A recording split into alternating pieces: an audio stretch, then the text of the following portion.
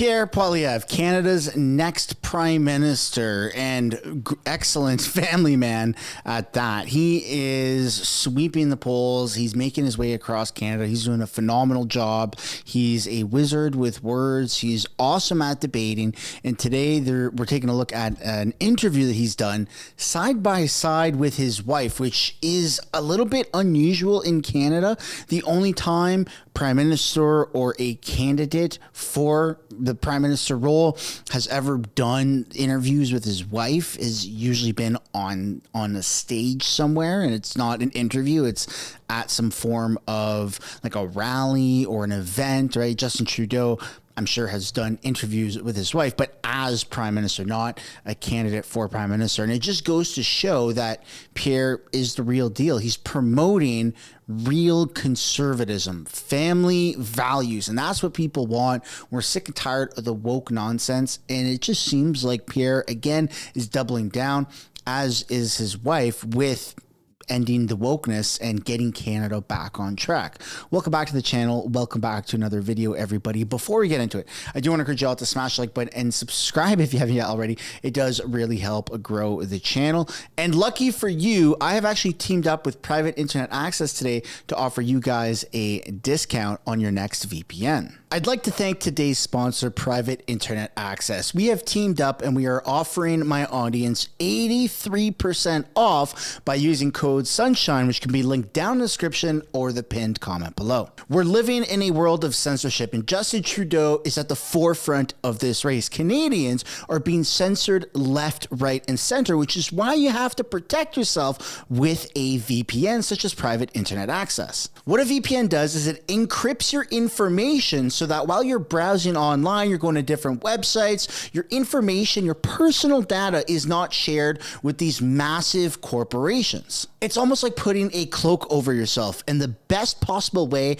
that I like going about this is using the cloak, such as Private Internet Access. Even when it comes to getting the news here in Canada, there's an insane level of censorship. You can't even get Canadian news on Facebook, for crying out loud.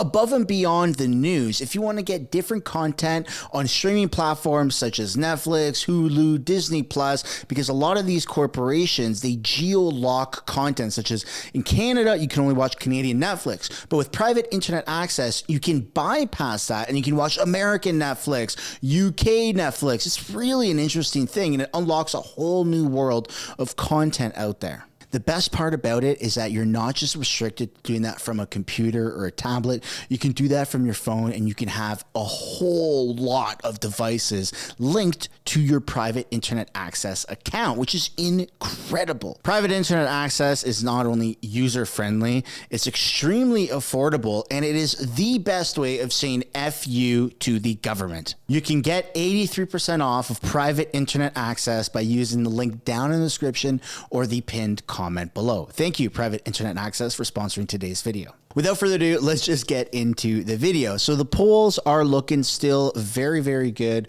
for Pierre Poilievre. You got 212 projected seats, bottom line 178, top end at 234. He only needs 172 to win a majority government.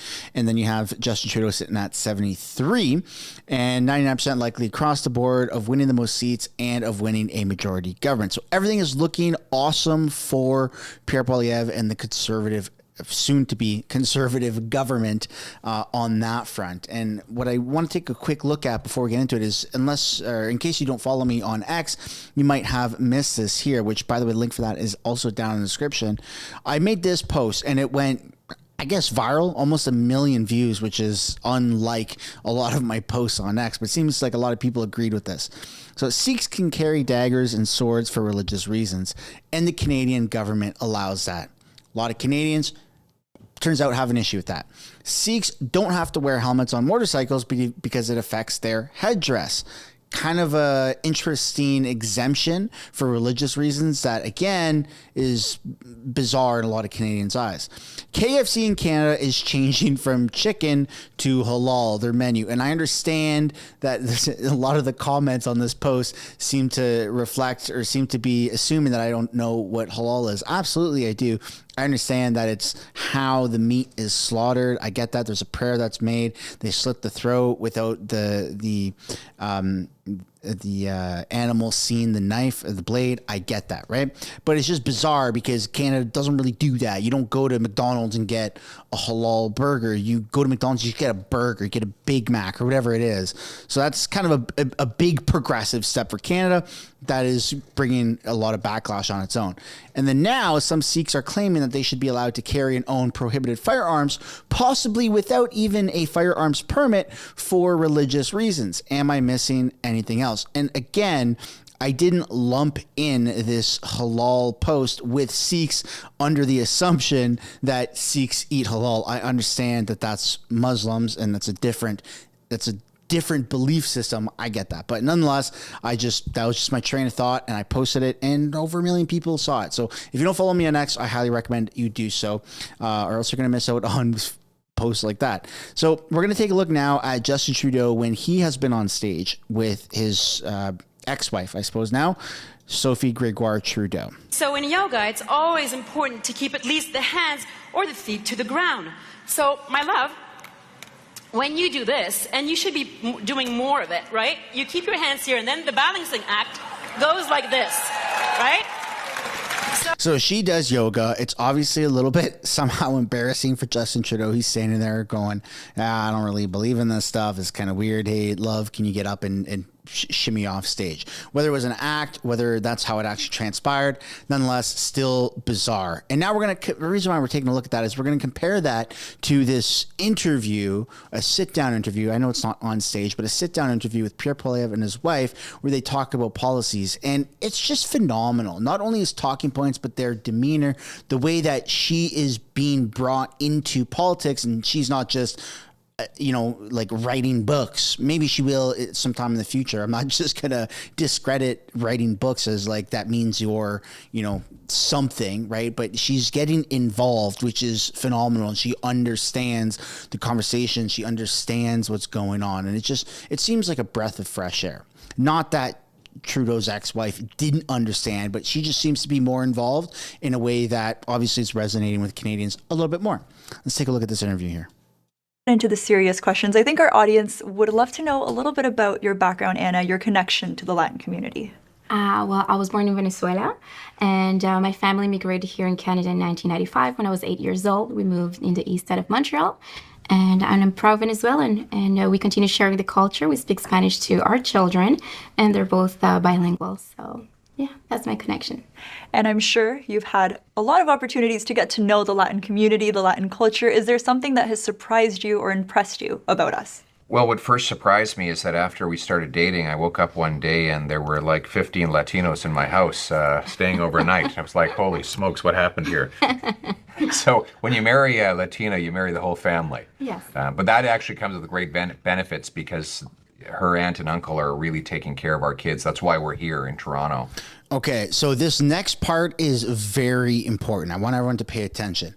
So he doesn't make fun what just happened. He's not making fun of his wife or the family or their culture. He's just shedding light on the fact that it's very much about traditional family values. But this next part is so important because Pierre, at any given moment, any time he has this opportunity, he elevates his wife in ways that I don't really think we've seen that with, the current prime minister, soon to be previous prime minister, Justin Trudeau. So I want everyone to really pay attention to this.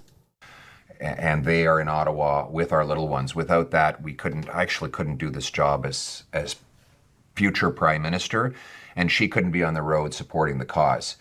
So that family value that extends not just to the immediate, but also to the extended family is a great benefit to us. And you mentioned your children. They are biracial. They will speak 3 languages, and that's something that's very common in Canada with all the different cultures.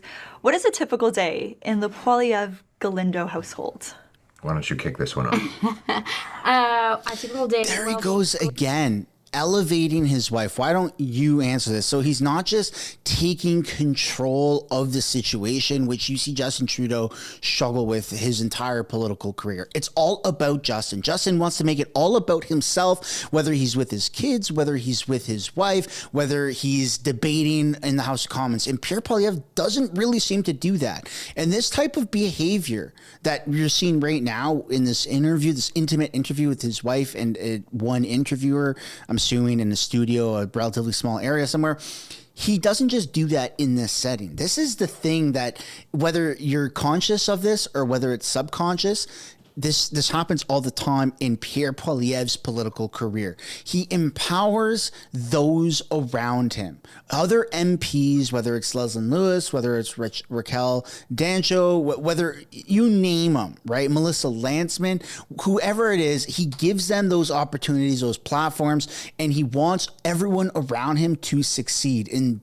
that's a breath of fresh air here in Canada.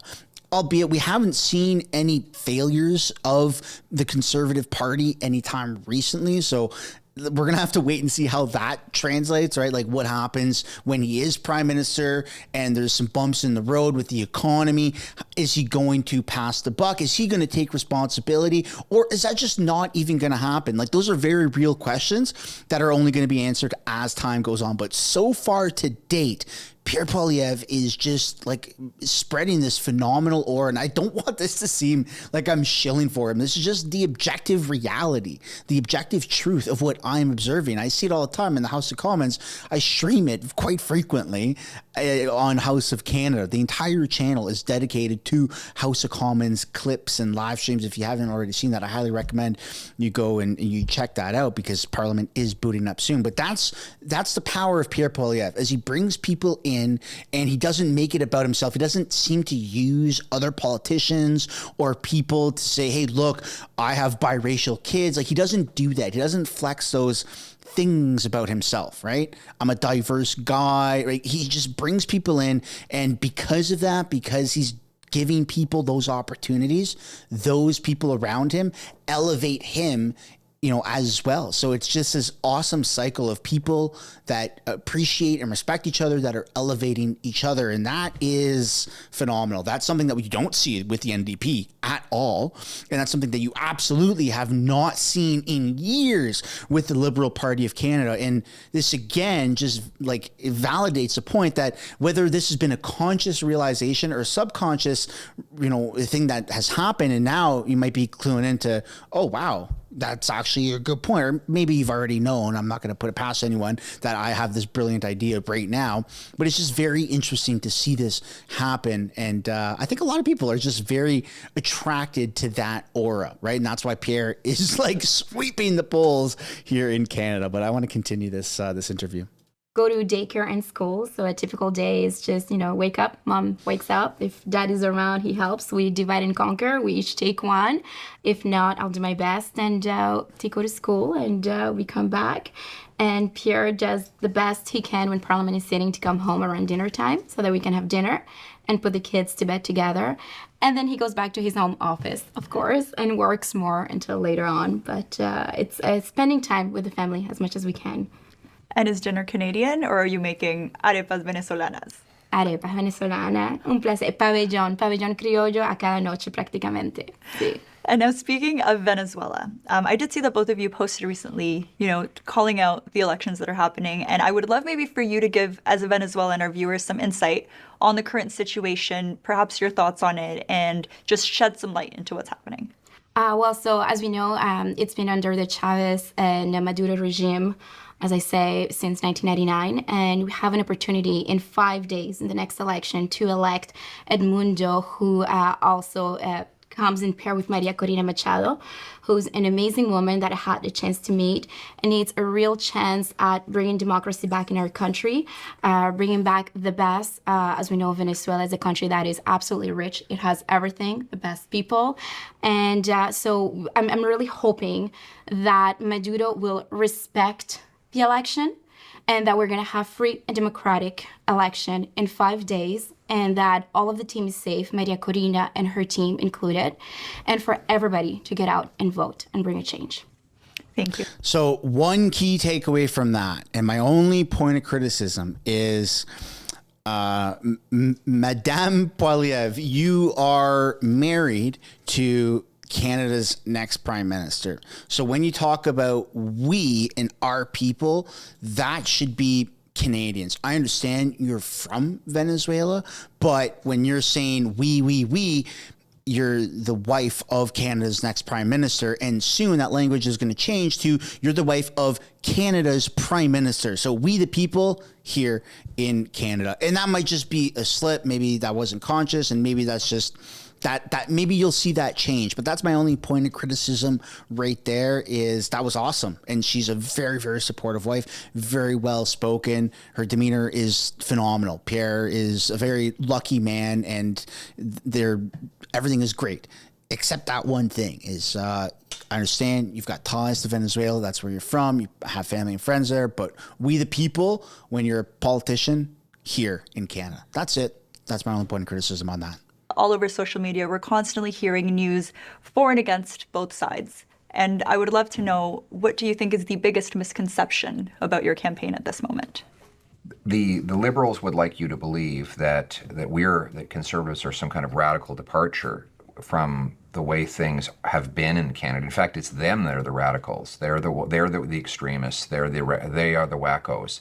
We're the ones who want to bring home the country that everyone knew and loved before Trudeau. It's hard to believe, but 9 years ago, anyone could afford a home. The average age of a new home buyer was 29 years old. The average home price was $450. The average rent for a one-bedroom was $950. I was housing minister at the time, and crime was very low. In a lot of suburbs, people didn't even lock their doors. But after 9 years of radical, extreme socialist policies that divide our people by race, ethnicity, that take your money, tax your food, punish your work, and just free criminals into the streets, everything's broken. And what I'm proposing is to get back to common sense. Let's get back to a country where hard work pays off, with a powerful paycheck that buys affordable food, gas, and homes in safe neighborhoods, where people have freedom of speech, where they're judged on their merits, not their ethnicity, gender, sexuality, etc., where parents have ultimate authority over what their kids learn about sexuality and gender, where we go after criminals, not after hunters and sport shooters, where we rebuild our military to have a strong standing in the world. That is the country we knew and the country we still love. That's what I want to bring home. And you mentioned...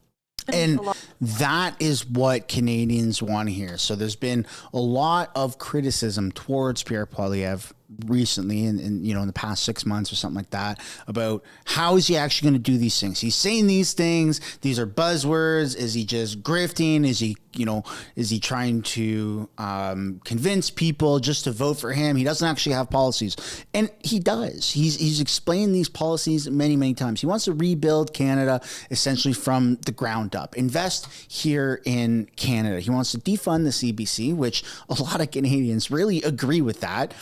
State-funded media that's costing us millions, if not hundreds of millions, potentially into the billions of dollars yearly for propaganda, isn't really in our best interest. Now, there is a benefit to corporate media, but having them make their own money and it not being subsidized by taxpayers removes the bias and makes it a free market, which is what a lot of people agree with, which is why a lot of people have flocked to social media, either YouTube videos like this or on X, where you're seeing, unedited video clips of things that are happening out in the real world. And then that gives you the opportunity to make up your own mind on things, right? So that's one out of the many things. There's also a lot of government buildings that are going to absolute waste, that he wants to turn them into housing complexes, either renovate them into apartment buildings or condos or whatever it is, likely apartment buildings, because we need more places for people to rent because we have so many new people here